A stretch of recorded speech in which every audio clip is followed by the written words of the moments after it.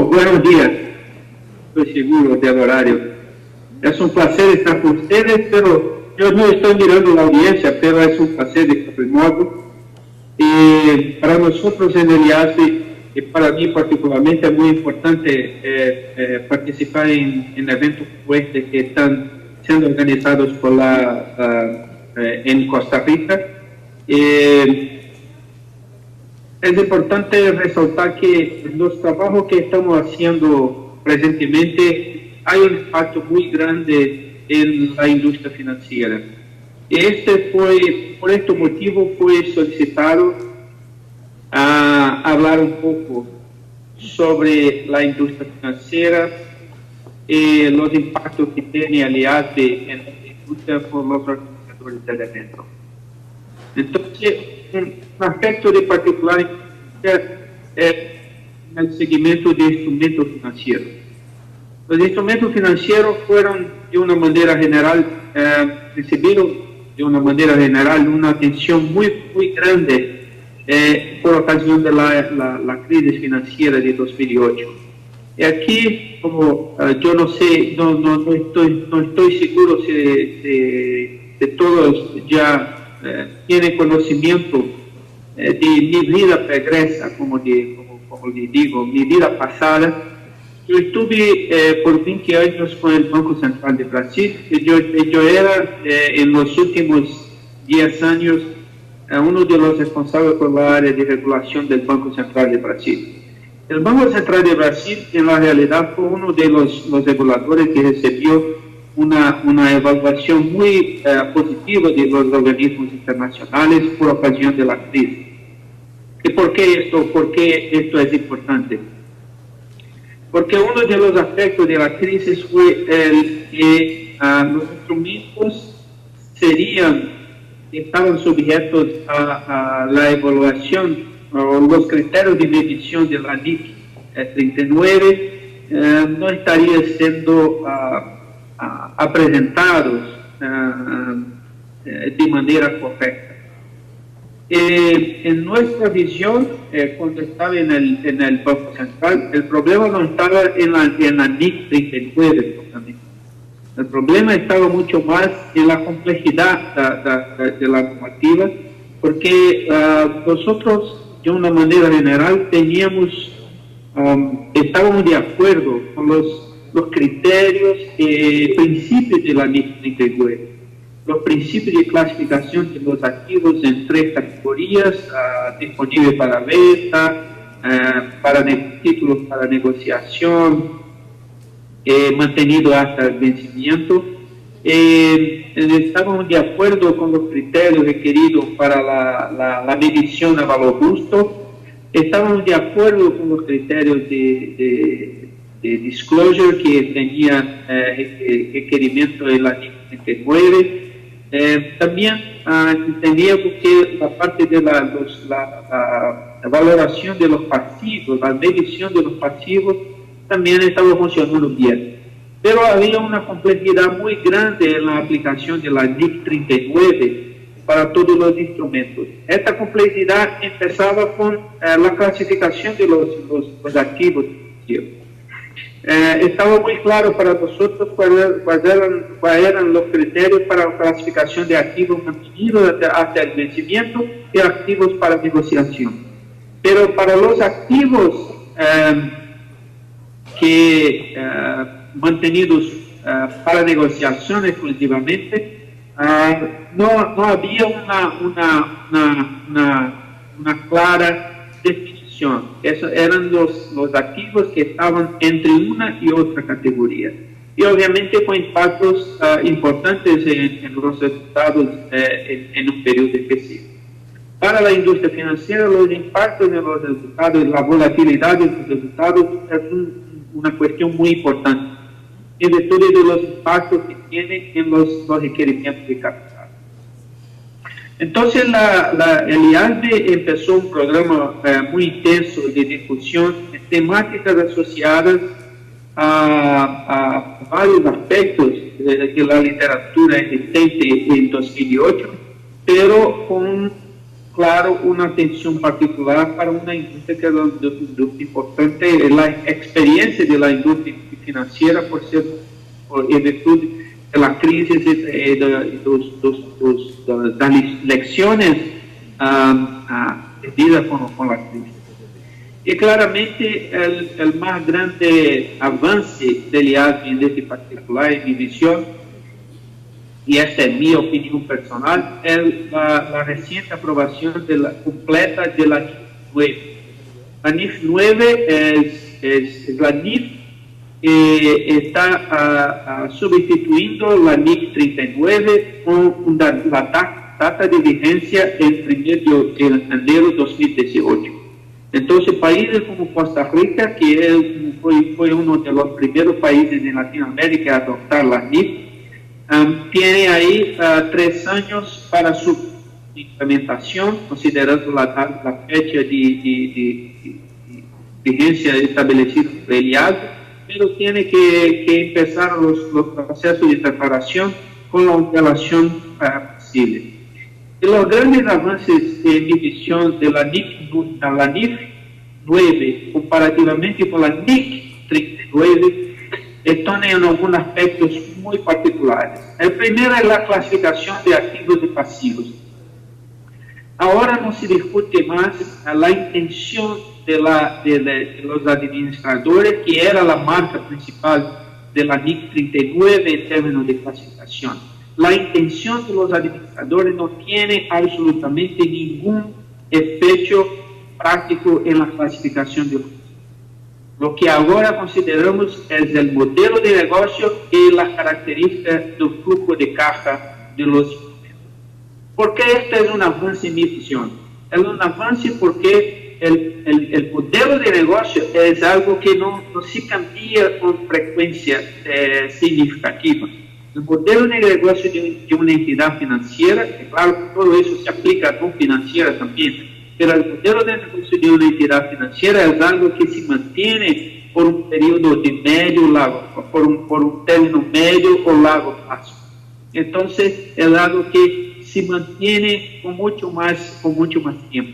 Y no solamente el modelo de negocio, pero también la característica del flujo de caja que debe, para, por ejemplo, reconocerse a lo costo amortizado, considerar solamente el recibimiento de interés y la amortización de la inversión, son 2 elementos fundamentales en la clasificación.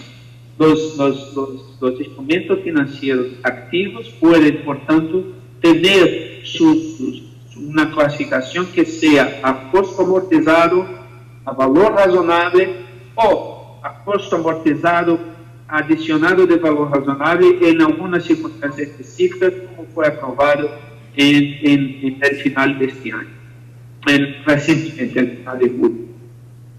El segundo avance significativo de la NIF 9 es respecto a la contabilidad de cobertura. Lo que teníamos anteriormente era un criterio establecido por la NIC 39 que es totalmente desasociado de los criterios de gestión de riesgo de cualquier entidad, no es solo entidad no financiera. Eso era una crítica muy frecuente en las discusiones de la NIC 39, porque en la absoluta mayoría de los casos, las entidades, los usuarios, los aseguradores, argumentaban que los requisitos de la NIC 39 para la contabilidad de cobertura, principalmente el que llamamos de teste de efectividad, no representaba absolutamente ninguna práctica razonable de gestión de riesgo en ninguna organización. Entonces, lo que hicimos fue avanzar de manera significativa en términos de literatura contable, aproximando los requisitos contables de los requisitos de la práctica de gestión de riesgo. Entonces, ahora, para que la contabilidad de cobertura sea aplicada y continúe siendo una opción, esto es importante cuidar porque muchos pueden confundir la contabilidad de cobertura como un requisito de la normativa internacional, y no es un requisito, es una opción que se puede utilizar, y para que se avance en esta opción, el registro contable, el reconocimiento contable tiene que contar con una semejanza o una aproximación con la práctica de gestión de riesgo. Entonces, avanzamos significativamente en la clasificación de los activos, avanzamos significativamente en la contabilidad de cobertura y avanzamos también en la cuestión de los pasivos financieros. Los pasivos financieros se mantuvo prácticamente lo mismo que tenía la NIF 39, con una diferencia muy importante para las entidades financieras. Una de las principales críticas que teníamos en la NIF 39 por las entidades financieras y también por los reguladores era que cuando había una queda en la calidad de riesgo de crédito de una institución, en la realidad les reconocía una ganancia en su resultado, y esta ganancia obviamente aplicando con efectos en los capitales regulatorios en momentos de estrés. En otras palabras, si una entidad tenía una percepción del mercado de que no había o no estaba con capacidad suficiente para honrar sus compromisos, en la realidad tenía una receita, una ganancia en su resultado, y con esto una mejora en sus índices patrimoniales y en su capital regulatorio. Ahora, esta ganancia recurrente de la peora del riesgo de crédito se reconoce, pero no en otros resultados comprensibles, directamente en el patrimonio, y no es reconocido como un ítem de resultados en el periodo. Estos fueron los tres principales avances en la NIF 39, con la NIF 9 comparativamente con la NIF 39. Adicionalmente, incluimos un requisito de aclaraciones, de disclosure, mucho más comprensibles comparativamente a la literatura que hoy está escrito, y por tanto promoviendo un aclaramiento mucho más amplio de aspectos como sensibilidad a volatilidad y a cambios en el ambiente económico de una manera general. Con esto es el resultado de una discusión muy intensa, no solamente con entidades financieras, pero también con reguladores. Nosotros acreditamos que en estos aspectos la NIF 9 avanzó de manera significativa. Y al último punto, ainda con referencia a la NIF 39, es efectivamente con referencia al aprovisionamiento para pérdidas con risco de crédito. Este fue el último y más importante desafío que nosotros tuvimos, aprobando en julio la decisión del IALBE de establecer los criterios para el cálculo de deterioro de la cartera de crédito en tres grandes grupos de activos. Entonces, de una manera general, porque anteriormente teníamos solamente la posibilidad de reconocer la pérdida por deterioro de riesgo de crédito solamente en las situaciones en que la pérdida estaba incurrida. Ahora el cambio es extremadamente importante, porque la pérdida por riesgo de crédito será considerada cuando es esperada. El cambio de concepto es importante. No estamos hablando solamente de lo que ocurrió en el pasado, pero la expectativa hoy por la pérdida esperada en el futuro. El impacto potencial en las provisiones, en el nivel de provisiones de las instituciones es importante.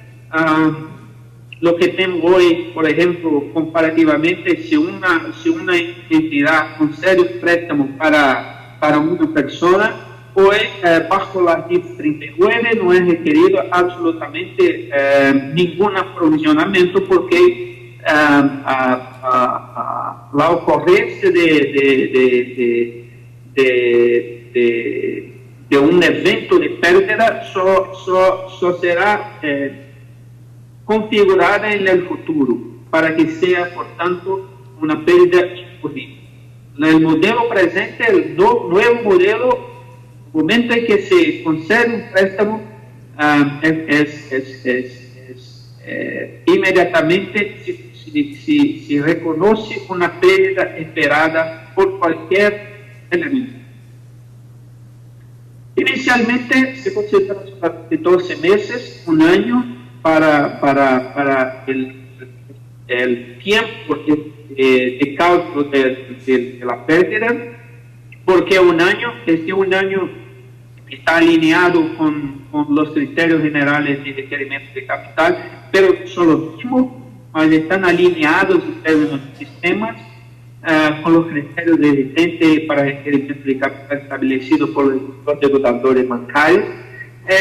Fue un compromiso asumido por el IASB por aceptar que puede ocurrir de facto una pérdida esperada para todas las operaciones por cuestiones de desequilibrio de mercado, y también por atender la percepción de los mercados, de los usuarios, de que en la crisis pasada el provisionamiento fue muy tardío para muchas operaciones.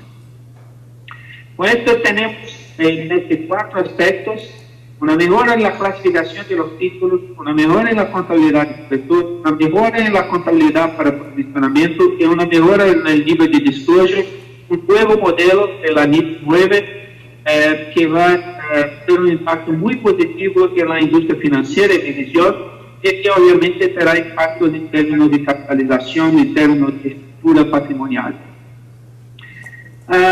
Otros proyectos que también afectaron a la industria financiera, pero ya fueron concluidos hace algún tiempo, son los proyectos de consolidación, que son las tres NIFs de 10, 11, 12, que tratan de las participaciones en empresas, y en los proyectos de mensuración a valor justo, la NIF 13, que en la realidad no fue una nueva NIF, la NIF 13 de medición de valor razonable es una NIF muy importante porque consolida toda nuestra literatura asociada a medición de valor razonable, y no hay una fecha de vigencia porque es en la realidad la consolidación de la literatura existente, pero define muy claramente lo que es valor razonable, y tenemos ahora una sola NIF como marco por la medición de valor razonable,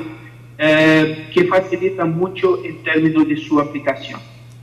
Adicionalmente, tratamos ao longo deste período de várias temáticas associadas à entidade financeira, principalmente em termos de disclosure e outras operações, como, por exemplo, parte de ativos, pero el IASB concluiu após as discussões que os critérios existentes da NIF 39, que trata de parte de ativos, funcionaram perfeitamente durante a crise, y por tanto no había necesidad de cambio, pero sí de mejorar el nivel general de disclosure. Bueno, estos son los principales aspectos de proyectos recientemente concluidos por el IASB que afectarán a las entidades públicas. Pero tenemos presentemente algunos proyectos que están en desarrollo, que van a impactar también de manera significativa, potencialmente significativa, las entidades financieras. Uno es el proyecto de arrendamiento mercantil, que estamos en fase de discusión de las decisiones finales relacionadas al último borrador que fue publicado en el año pasado. Nuestra expectativa es que hasta el final de 2015 tengamos una nueva NIF para los arrendamientos mercantiles. Y el otro trata de los contratos de seguro, que son que tratan específicamente del contrato de seguro, una industria que, dependiendo del país, puede estar integrada en el servicio financiero que en otros países. Bueno, pues esto es 20 minutos como me fue solicitado. Ahora estoy a 10 segundos de finalizar mi tiempo. Estos son los principales proyectos asociados a la industria financiera con impactos en el futuro por ya tener el IASB haber concluido los proyectos y los proyectos que estamos desarrollando y que también pueden tener impactos en el futuro próximo. Y ahí agradezco a la atención de ustedes y me quedo a disposición para las preguntas que vamos a trabajar con esto, pero estoy a su disposición. Muchas gracias por la invitación. Perdón nuevamente por no poder estar presente físicamente en esta oportunidad, pero en otra oportunidad será mi placer estar con ustedes. Deseo, aprovecho desear a todos una feliz conferencia. Muchas gracias.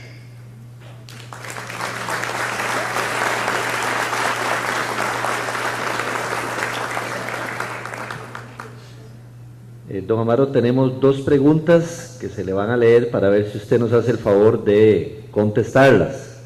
Diego.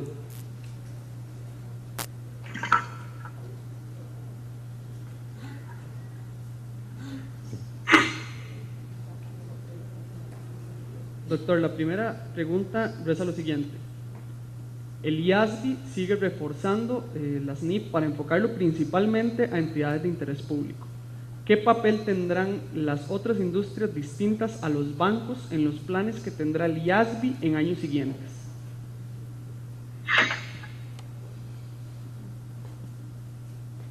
De una manera general es importante resaltar que el IASB no tiene como política no desarrollar proyectos específicos para industria. Es importante resaltar que los proyectos que yo mencioné, ellos se aplican, de hecho, todos ellos se aplican a todas las industrias, financieras o no financieras. No están específicamente voltados para entidades financieras. Obviamente, las entidades financieras fueron las más afectadas recientemente por la crisis, pero la NIF 9 que yo mencioné hace poco, por ejemplo, se aplica igualmente para entidades no financieras también.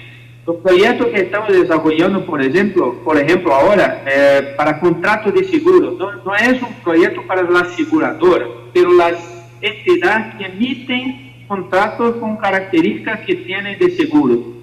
El proyecto de arrendamiento mercantil también no es para la industria de arrendamiento, pero las operaciones de arrendamiento. Entonces, nuestro objetivo, lo que hicimos recientemente con el proyecto de reconocimiento de ingresos. El reconocimiento de ingresos se aplica a todas las industrias, no solamente a una industria específica. Entonces, el IASB, de una manera general, nosotros no nos dedicamos a proyectos específicos para industrias. Tenemos algunos que, por ejemplo, en el pasado, como la industria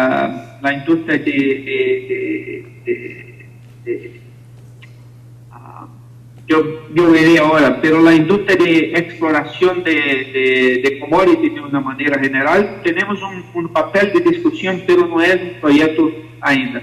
Entonces, todos los proyectos que estamos desarrollando ahora o que tenemos en nuestra agenda son proyectos generales que se aplican a todas las industrias. Obviamente, algunas industrias son más afectadas que otras, pero no son proyectos específicos para industria. Se les recuerda que en la parte de atrás están nuestras edecanes, nada más tienen que levantar la mano para que ella les pueda llevar el formulario de preguntas y aprovechen. Gracias. La segunda pregunta reza lo siguiente. Todos los países tienen sus propias superintendencias y sus políticas de manejo de riesgos.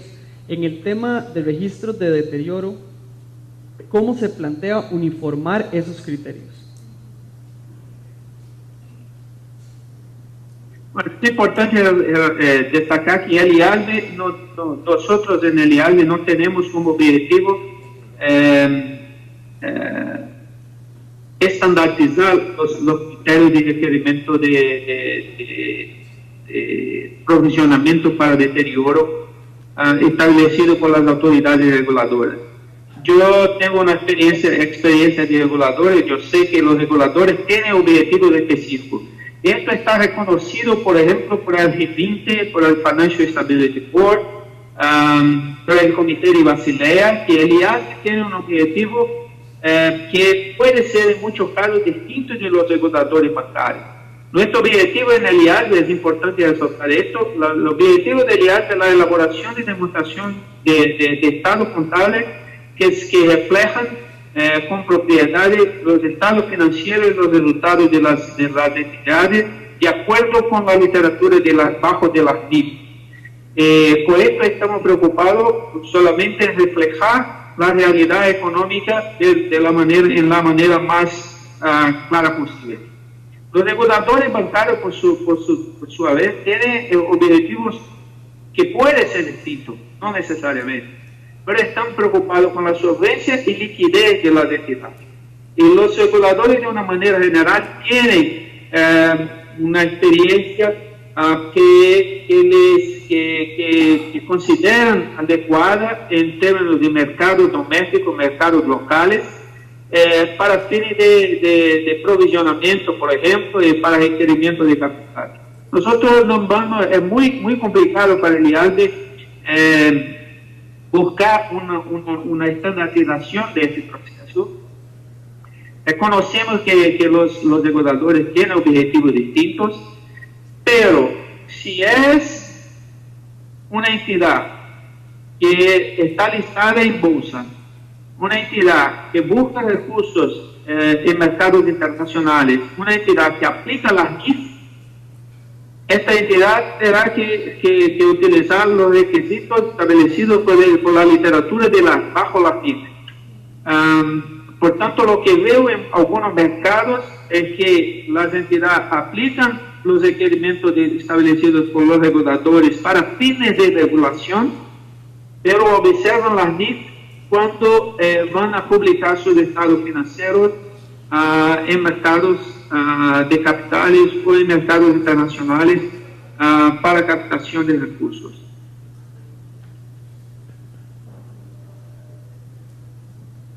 La última pregunta es la siguiente. Se entendió que con la nueva NIF 9 se debe registrar una pérdida por riesgo cuando se otorga un préstamo. ¿Con qué objetivo se hace eso? El objetivo principal es conocer que en la realidad la economía está en constante movimiento.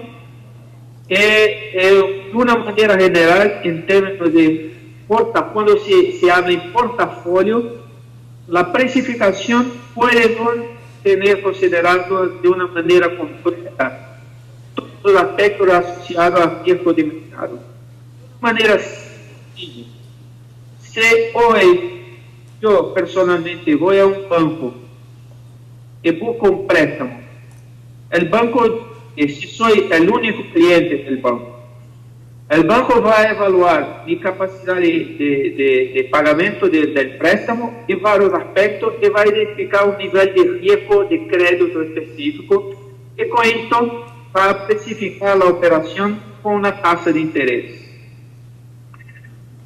Y el banco tiene un sistema para hacerlo. Pero diariamente en los bancos van miles de personas con distintas características. Y no es práctico para los bancos que calculen o hagan una evaluación detallada de todas las personas que van a los bancos en busca de préstamos. Los bancos utilizan sistemas, normalmente sistemas de procesamiento electrónico de datos, que establecen, que utilizan criterios preestablecidos que son válidos, que son adecuados para la fecha específica. Lo que pasa es que naturalmente tiene los clientes bancarios tienen distintos niveles de riesgo de crédito. Y el banco tiende a establecer un estándar de riesgo de crédito que sea suficiente en términos de portafolio para cubrir los riesgos que tienen. Entonces, el provisionamiento en el primer día, en términos económicos, no contables, términos económicos, puede estar reconociendo la incapacidad de la entidad de precificar a todos adecuadamente, a todas las personas que tomaron préstamo en aquella fecha y que están componiendo un portafolio. Esto fue una de las discusiones más intensas que tuvimos en el IASB. En términos de literatura contable, razonabilidad contable, nosotros en el IASB, en principio, no estamos de acuerdo en la provisión, con la provisión en el primer día, en el momento de la concesión del crédito, del préstamo. Pero fue un compromiso asumido por el IASB, reconociendo la necesidad de hacer una provisión por pérdidas esperadas y considerando aspectos económicos que en la realidad en muchos mercados son existentes.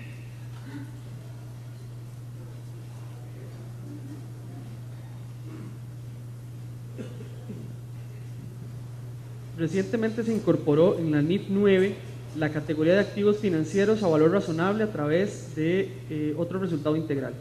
Favor ampliar en qué casos se puede utilizar esta categoría y en qué se diferencian de las disponibles para la venta del actual NIF 39. La diferencia primordial y básica entre la NIF 39 y la NIF 9 está en la intención de la administración. En la NIF 39 yo diría que el nivel de requerimiento es muy limitado.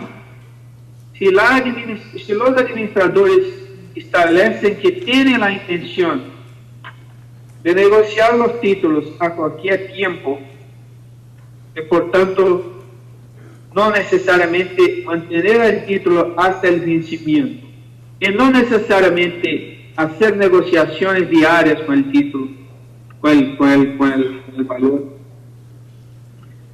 ellos simplemente lo clasifican como una categoría intermediaria.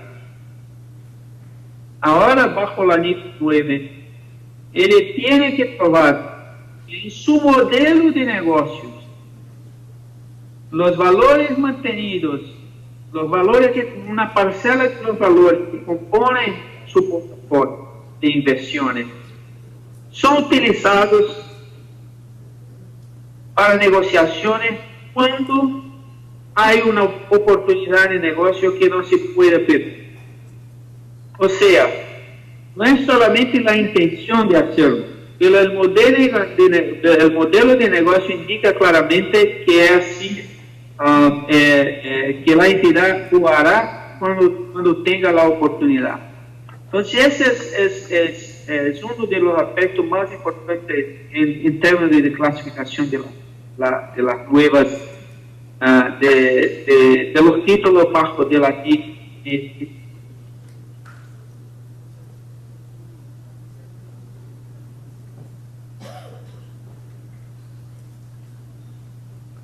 Muchas gracias, don Amaro, por su colaboración. Le damos un fuerte aplauso a don Amaro.